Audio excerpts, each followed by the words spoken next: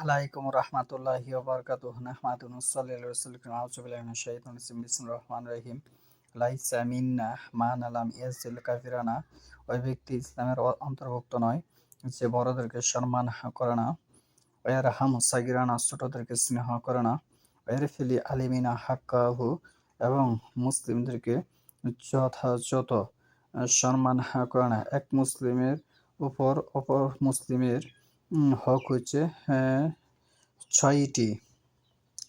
এক মুসলিমের উপর অপর মুসলিমের হক হচ্ছে ছয়টি। মুসলিম ওই ব্যক্তি যে খালিস অন্তরে আল্লাহর কাছে তওবা করে ৫ ওয়াক্ত সালাত আদায় করে হারাম হালাল বেছে খায় এবং অন্যের সম্পদের বিষয়ে মানুষকে ঠকায় না, অন্যের সম্পদ আত্মসাৎ করে না। সম্পদ আত্মসাৎ করা, যে সম্পদ আত্মসাৎ করে সে হচ্ছে জালিম। সূরা ইউসুফে একথা বক্তব্য এসেছে। এবং মুমিনের বৈশিষ্ট্য হচ্ছে সে শরিক করে না, শরিকের বিরোধিতা করে।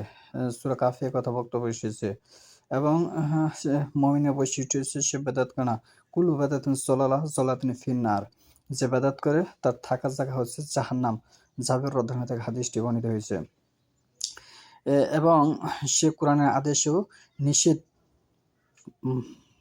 মূল্যায়ন করে, সে অনুযায়ী চলাফেরা করে এবং সে ওহীর অনুসরণ করে। যে ওহীর অনুসরণ করে না সে হচ্ছে মুরশিক। সূরা আহজাবের ২ নম্বর আয়াত পড়ে দেখুন, সূরা আনামের ১০৫ নম্বর আয়াত পড়ে দেখুন, সূরা ইউসুফের ২ নম্বর আয়াত পড়ে দেখুন।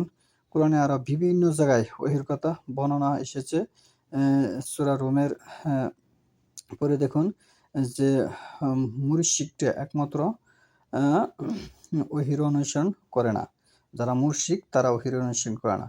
বিষয়টা ভাবুন, চিন্তা ভাবনা করুন, বড়দেরকে সম্মান করুন, ছোটদেরকে স্নেহ করুন এবং অন্যের সম্পদ আত্মসাৎ থেকে নিজেকে রক্ষা করুন। তা না হলে আপনি ইহকাল এবং পরকাল হারাবেন।